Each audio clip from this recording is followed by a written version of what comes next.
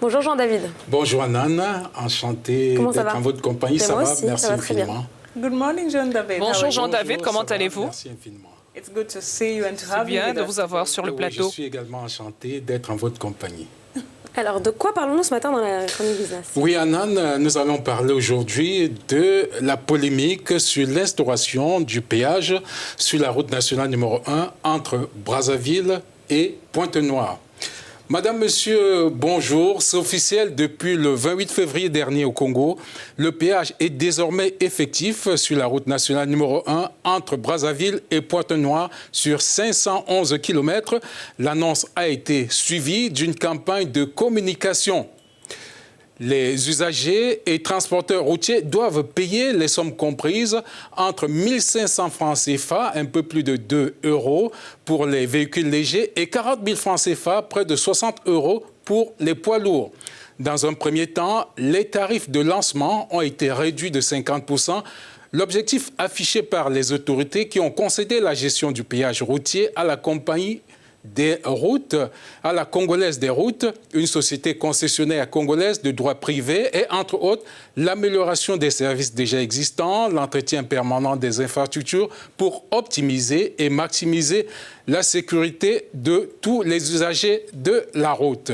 L'annonce n'a pas été favorablement accueillie par le patronat qui a aussitôt émis des réserves dans un mémorandum rendu public.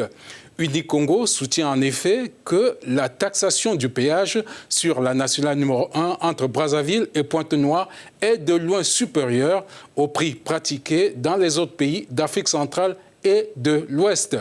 Tenez, à titre de comparaison, chers téléspectateurs, au Cameroun, la route reliant Douala à Yaoundé sur 238 km, eh bien, le péage revient à 6,30 francs CFA le kilomètre au poids lourd.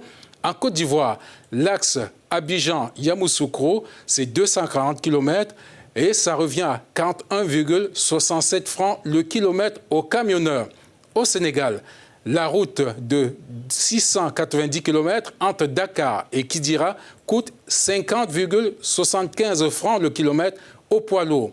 Enfin, au Congo, l'axe entre Brazzaville et Pointe-Noire de 511 km revient à 547,95 francs le kilomètre aux conducteurs de poids lourds.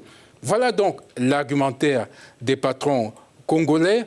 Ces derniers mettent du reste en garde les autorités contre les effets pervers de pareilles mesures. À cet effet, ces mesures risquent, d'après c'est le patronat congolais, de détruire le fragile tissu économique local. Entre autres, le patronat congolais met en garde contre un risque généralisé d'inflation, avec notamment la hausse des produits de première nécessité à Brazzaville et dans le nord du pays particulièrement, avec notamment la hausse du prix de la bière qui risque d'augmenter de 20%, l'eau minérale de 10%, le sucre de 3%, les fruits et légumes de 12%, le ciment de 4%.